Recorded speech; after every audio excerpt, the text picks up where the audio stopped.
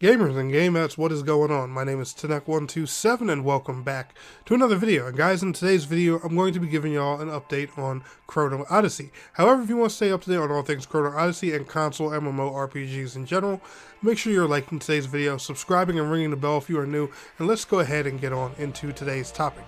So, Chrono Odyssey, the dev team, they held an FGT, which stands for a focus group test, back in February of 2025, so just a little bit less than 2 months ago. They had some really great results, got in a lot of playtime, and they've also been sharing some sneak peeks of, the developers and insiders and stuff like that, playing the game and teasing it on Twitter. And man, I want to get invited, alright? Come on guys, come on.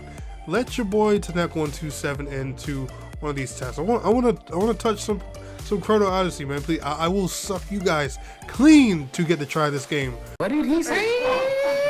Early, all right. But anyway, they have a lot of stats, and some of the monsters that were killed, some weapons that the players liked, and stuff like that. And they just have a little dev note here that I want to go over and share with you guys for the recent tests that they did and how things are going in the background with development so far. So, the top 3 weapons that were used the most, and I'll show it right here on the screen, were the bow, the sword and shield, and the crossbow. The most popular content was the wanted criminal, the ravenous bog. They were both hunted 100 plus times. I'm going to assume that these were both, some type of like world boss or something. Well, here we go. It says bounty hunting 82.2%, field bosses 81.2%, labyrinths 68.3%. I have no idea what those are. Trial dungeons 64.4%, and time portals 59.4%. Labyrinths and time portals, I have no clue what those are, but I'm going to take a solid guess at what trial dungeons are, the bounty hunting and field bosses. I think those are pretty simple with their names. The top 3 most defeated monsters were the Flayer, the Broken, and the Deprived.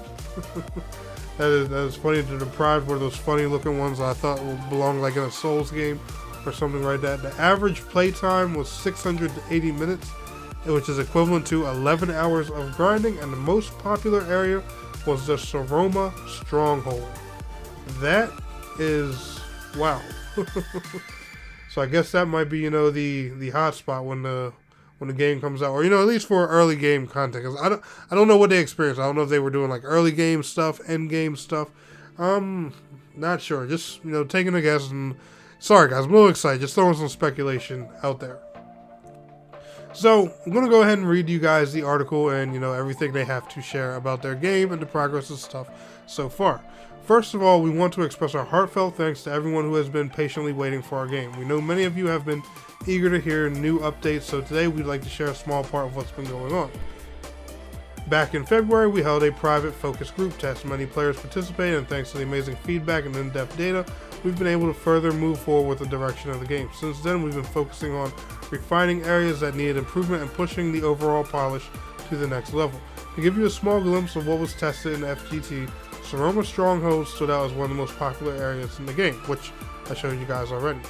There are rumors of a mysterious presence near Saroma Stronghold. To uncover the truth, someone may need to venture deep into the mists. Travelers will naturally come across this region during their journey, but Saroma Stronghold is far from just another exploration site. It carries a strange, eerie atmosphere as though something important is hidden within. What could be waiting inside? Among all the content in the test, bounty hunting came out as the most popular. Tracking and taking down powerful targets requires not just skill, but a little bit of observation and patience. And they go to show the giant ogre that was in the picture I was showing you guys earlier. It goes to say one of the most frequently hunted bounties was the ravenous bog. This hulking brute may appear clumsy, but don't let that fool you, as where you might run into him, we'll leave that for you to discover when the time comes.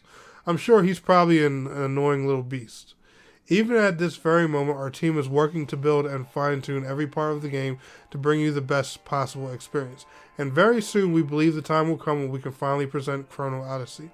Your continued support and interest have been an incredible source of motivation for us, and we're doing our best to prepare so that we can share this world with everyone. We'll be back with even more exciting news next time. Thank you from the Chrono Odyssey development team.